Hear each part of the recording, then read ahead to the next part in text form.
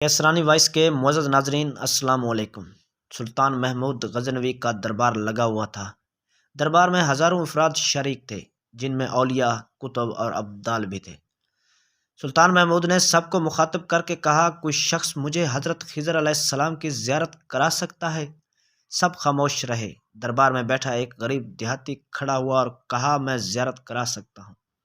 سلطان نے شرائط پوچھی تو عرض کرنے لگا، 6 ماہ دریا کے کنارے چلہ کاٹنا ہوگا، لیکن میں ایک غریب آدمی ہوں، میرے گھر کا خرچہ آپ کو اٹھانا ہوگا۔ سلطان نے شرط منظور کر لی۔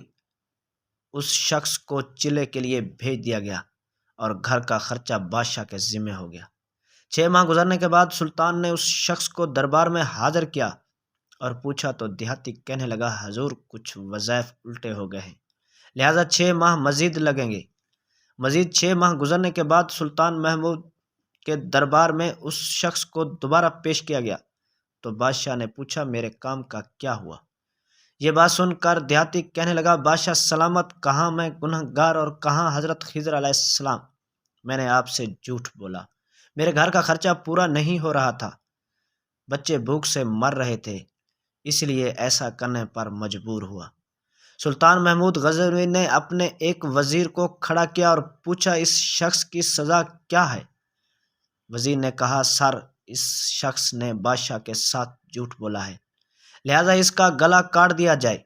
دربار میں ایک نورانی چہرے والے بزرگ بھی تشریف فرما تھے۔ کہنے لگے، بادشاہ سلامت، اس وزیر نے بالکل ٹھیک کہا۔ بادشاہ نے دوسرے وزیر سے پوچھا، آپ بتاؤ۔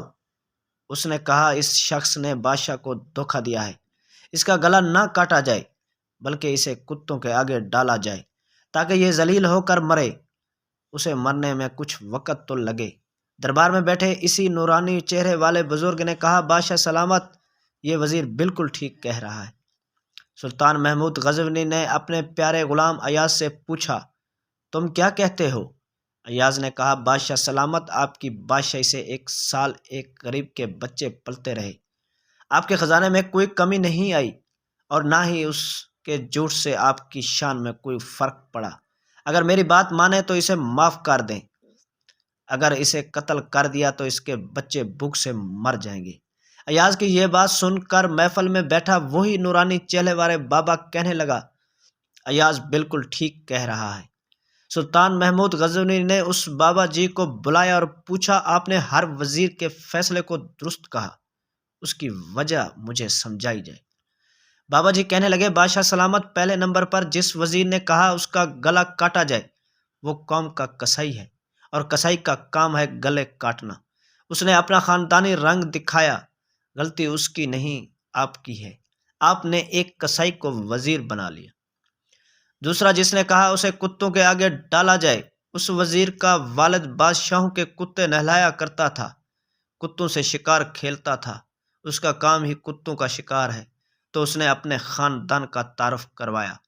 آپ کی غلطی یہ ہے کہ ایسے شخص کو وزارت دی، جہاں ایسے لوگ وزیر، وہاں لوگوں نے بھوک سے ہی مرنا ہے۔ اور تیسرا ایاز نے جو فیصلہ کیا تو سلطان محمود سنو، ایاز سید زادہ ہے، سید کی شان یہ ہے کہ سید اپنا سارا خاندان کربلا میں ذبح کرا دیتا ہے مگر بدلہ لینے کا کبھی نہیں سوچتا۔ سلطان محمود اپنی کرسی سے کھڑا ہو جاتا ہے اور ایاز کو مخاطب کر کے کہتا ہے، ایاز، تم نے آج تک مجھے کیوں نہیں بتایا کہ تم سید ہو؟ ایاز کہتا ہے، آج تک کسی کو اس بات کا علم نہ تھا کہ ایاز سید ہے، لیکن آج بابا جی نے میرا راز کھولا، آج میں بھی ایک راز کھول دیتا ہوں۔